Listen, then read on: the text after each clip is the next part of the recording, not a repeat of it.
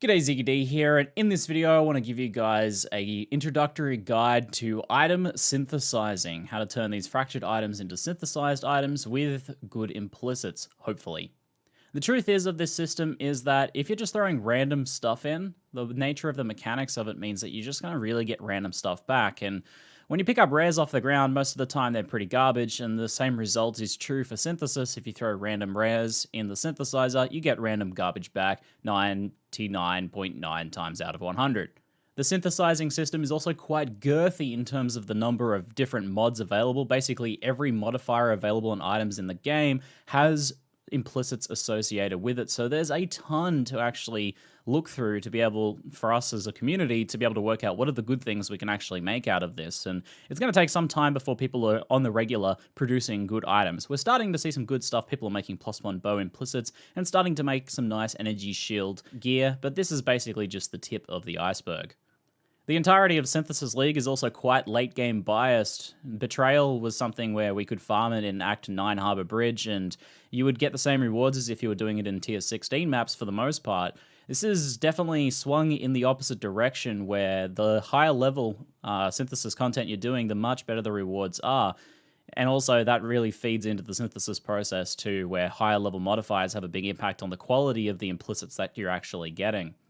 So I won't personally blame you guys if you're not really too into the synthesis stuff yet. I think there's definitely some potential here to make very strong items out of this, but it's going to take some time to actually get there, and it's not super available to people in low to middling levels of content. That all aside, let's go through how the actual item synthesis process works and how you can actually control which implicits you're getting. So the first thing to know is that the item base is chosen randomly from amongst the 3 that you put in there. So I've got Ambush Mitts, Assassin's Mitts, and Arcanist Gloves. It will be one of these 3. And I'm pretty sure this is just a 33.3% chance of it being one of these. If you put in 3 of the same item, you're going to get the same item back. So if you want a really good base, like a Hubris Circlet, or a Var Regalia, or a Titanium Spirit Shield, or something like that, then you put all 3 of those in and you're guaranteed to get that back. So that's pretty important when it comes to things like energy shield gear, or if you're doing weapons or anything like that, where the specific base is super important.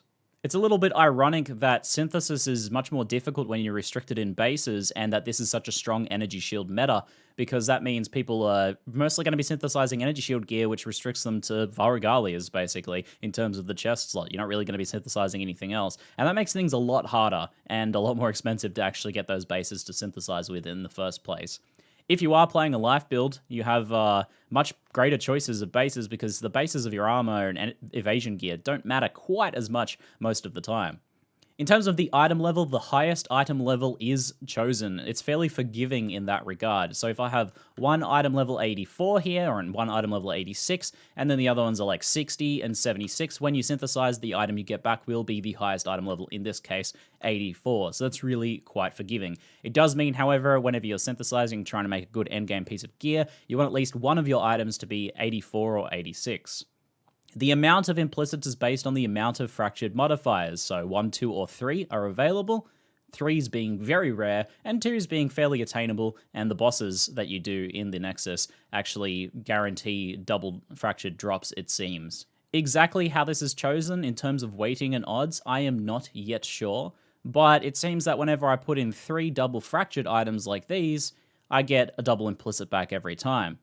And I have done tests and examples where I've used 2 double fractured items and then a single fractured item, and have gotten a double fractured back, and sometimes gotten a single fractured back. So I imagine it's something just like, it picks one of the 3. So if you've got 2 double fractured and 1 single fractured, you have a 66% chance of getting double fractured. But again, not exactly sure on how the weightings on that whole system works, just that seems to be the most likely scenario.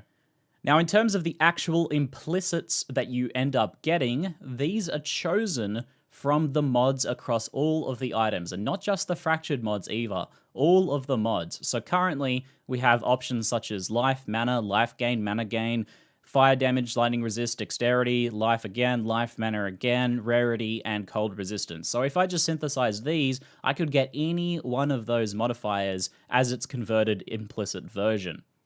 So if I synthesize this right now, I could get an implicit based on mana gain on kill and rarity. As I said earlier, there's a ton of different implicits available, and pretty much every single mod in the game has an implicit version that it can be converted into. So here's a basic example. If you have maximum life on your items as one of the available mods, it can be converted into a maximum life implicit.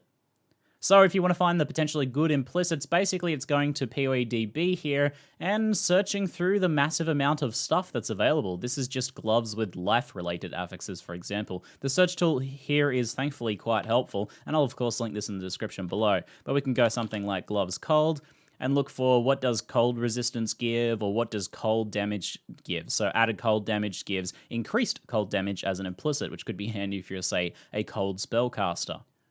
So really, it's going to take quite a bit of time here for people to discover all of the potential different things you might want to potentially aim for, because there's a lot of junky sort of stuff in here, but there's also a lot of pretty good things in here too, and some of it is going to take some searching to find. For example, you can get Frostbite on hit as a glove implicit. Now, the final thing to know here is that the actual quality of the implicit you get, how much is it? How powerful is that particular version of that mod? We know that if we put cold damage to attacks in, we can get increased cold damage back, right? However, there's this value figure here, which determines the quality of the mod that you get back. Now, the way this works is that this number here is the number you have to exceed to move up to the next tier. So if we have less than 15, and this is for cold damage, its top end, if we have less than 15 combined across all three items, so if one item has, 4 top end, another item has 10 top end, another item has 7 top end, then you're exceeding 15. When you exceed this figure, you move to the next tier down. So in this case, anything below 22 or equivalent to 22 and above 15 will give you the 9 to 10, or can give you the 9 to 10 increased cold damage. I don't know yet whether this is guaranteed or whether it's just giving you a chance to get access to that mod. That will need more testing. But at least it does enable you to be able to get that higher tier mod. So it follows then that in order to get to the uppermost tier, usually where the more significant and exotic modifiers are, such as physical converted to cold, or curse enemies with frostbite on hit, or simply just a larger number of cold damage, and you get one of these, not all three, you need to exceed 42 top end combined cold damage. And that pretty much is usually something like tier 1, 2 tier 1s and a tier 2 added cold damage to attacks across all three of your gloves. So each one of those gloves will need to have that mod and a pretty large roll of it. If you exceed 42, then you move into this final tier. Ignore this number. This number is not important. It doesn't mean anything. Then you move into this tier and you can get access to these mods. For my example that we're going to craft here, we're probably just going to look to do life and mana and hopefully get those mods so we can look at what is available on life. If we exceed a total maximum life of 100 across all three items, we can get 11 to 14. If we exceed 175, we can get 15 to 19 and so on. If you somehow manage to exceed 400, which is basically a bunch of tier 1 mods, and some hybrid mods to add extra life, it's pretty hard to actually get to that, then you could potentially get 4% increased maximum life. We're obviously not going to be doing that here for the example. I'm probably going to be, just exceeding the first tier and maybe getting the second tier of implicit life if I'm lucky. The other mod that I'm looking to go here to make my mind over matter gloves is going to be mana, and it's pretty much the same thing. You can get increased maximum if you get it to the higher tiers, and then there's flat extra maximum mana for the lower tiers. Now, there's a really useful site here, the Path of Exile synthesis calculator that a community member has made, and you can use this to see what you can get and what sort of values you have access to with your current items. And you can also put hypothetical items in here as well. So if I select gloves and then go to import items, I can control copy, control C copy, and control V these into here. And then once I click import, it'll give me the list of potential implicits available. So in this case, we see our life and mana, but we also see the life gain on kill, mana gain on kill, dexterity, fire damage, lightning resist, rarity, and cold resistance because of all these extra mods on here. You can also see on this right-hand side the potential values that you can get up to. We know that we have enough combined maximum life to actually hit the 15 to 19 tier, so that's not too bad. We're getting to at least the third tier of that, it looks like. We also have enough mana to reach the second tier of mana, and then you can see the different tiers in here. So this mod is really handy to see what you can potentially get from the items you have right now. And you can go ahead and when you import these items, you can actually just modify them if you want. So you could say, well, what if I added a life craft to one of these items? Or, you know, if it didn't already have a life craft, what if I life crafted 40 maximum life or 30 maximum life or something like that? How much would I then end up with? So you can do some experimentation with your items that you want to input, and you could completely mock up items if you wanted to. So what does this all mean? Well, it means that most of the time you're going to be looking to make decent stuff out of double fractured items. They are much easier to work with. And that's because you can really restrict the pool of mods available. If you try and use single fractured items, you're going to want to scour them down and then regal them, but that leaves you with a second modifier that you might not necessarily want. Of course, you could get lucky on the regal and end up with something good, but most of the time that's not going to happen. You can also mastercraft these to add extra stats or affixes that you potentially want as an implicit, and that can be helpful. However, mastercrafting only allows you to reach the middling tiers of those implicits. To get the really high-end ones, you're going to need items with actually like tier 1 and tier 2 rolls most of the time. So, what do I want to do here? Well, I don't want life and mana gained on kill, I don't really want the rarity or resist, and I don't want the fire damage or resist here. So I'm simply going to scour all of these items, and this is why double fractured items are the best. Triple fractured would be better, but those are super rare. Because when you scour these down, even if it's a suffix and a prefix, like this one, for example, here is a suffix and a prefix, when you scour them, they turn into rares. Now, you can only synthesize rare items. Single fractured items will turn into magic items when you scour them, and that's much less useful because, again, then you have to regal the item in order to be able to synthesize it. And then unless you want to annul that mod off, which is kind of expensive, you're looking at an item that's much harder to do. So most of the time you're going to be working with double fractured items here. That's where the money is. And indeed, I say money because people may not have realized yet, but a lot of these fractured items are actually worth some pretty good money. A double fractured Val Regalia of any item level is worth quite a few chaos, and a double fractured Val Regalia item level 84, 86 is worth multiple exalts currently. There's just none available, and they're super expensive. So I've gotten to this point now. What's available now? So if we take these gloves and import them into our importing tool here, after I've scoured them and heavily restricted the mod pool available, you'll see the only things I can get are life, mana, and dexterity. So we're guaranteed to get 2 out of the 3 of these. Now, what we can do here to help this along a little bit is maybe we can either make it more likely to land mana or make it that the mana pool is a little bigger. Since this glove here only has dexterity and life and not a mana roll, what I can do is I can mastercraft the mana on this to try and help me get to that life mana that I want. So we have some choices, and you can look up which ones are going to be more impactful for you. Maybe you're not going to make a difference whether you go for a more expensive or a cheaper one, in which case you just do the cheapest one, but maybe the more expensive one is going to be useful here. So what we can do is we can import the ones that we're not going to change into these slots here, and then we can take the one we're going to change and put it here, and then look at how much mana we could potentially get, which is 45 to 54. So let's say we get the worst possible roll, 45. We can copy over this mana roll just here.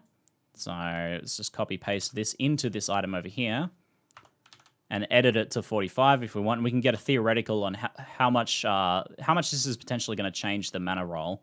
So does this help us get to the next tier? It looks like it does indeed help us to get to the 15 to 19 tier of mana. We have 143, which exceeds the 125 by a good 20, so we probably don't actually need the biggest roll. This middling one will be fine. I think even maybe the smallest one, if it rolls top end, would be fine too, but we can just go for the middle one.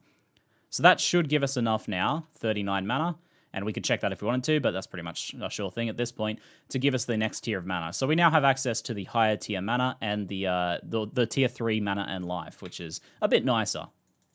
So again, here's what's going to happen when we synthesize this. It'll become item level 84 because that's our highest item level across these 3 items. It'll be one of these bases at random. Hopefully it's a better one like the Assassin's Mitts, but it's not a big deal for these gloves.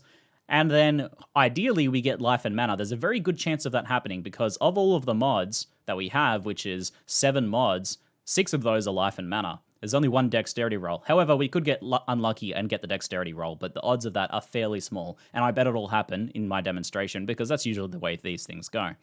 So synthesizing the item, we ended up getting the Arcanist gloves, and we did get the dexterity. Oh, of course. Of course. Well, we got dexterity and life, and there you go. We have an item now that previously did not have an implicit. As you can see, it's item level 84. We got the Arcanist gloves as the base, and then we can simply go ahead and scour this and craft it however we want. And at that point, we have an item that is better than, a white pair of gloves would have been before that we can craft from this point onwards. And being item level 84, this is a perfect crafting item for us to work with. Would have been better if we got the mana instead of the dexterity, but that's the way these things play out. Ideally, the ideal situation is you get your perfect bases, you get one item level 84 or 86, and then you get only the mods on the items that you want. So whether that's by both of them being the exact fractured mods that you want. So in this case, if all of my fractured mods were life and mana, I could have simply scaled them down and we would have been guaranteed to get the life and mana implicit. In this case, I got a bit unlucky with that one dexterity roll giving us the dexterity implicit, but it's still better than nothing. And here we have a pair of life gloves that we can craft. So there's some potentially good stuff you can make here. The whole system is a bit confusing to figure out initially, but I think we're starting to get there, and hopefully this video helps you guys out so you can start looking at the different mods available and start knowing how to actually put stuff in the synthesizer that'll give you useful things back, and not just random junk, which is what you're getting if you're just putting random items in. Anyway, guys, let me know what you think or if you have any questions or things that you've discovered from your own experimentation. That's it for now. I'm ZiggyD, and thanks for watching.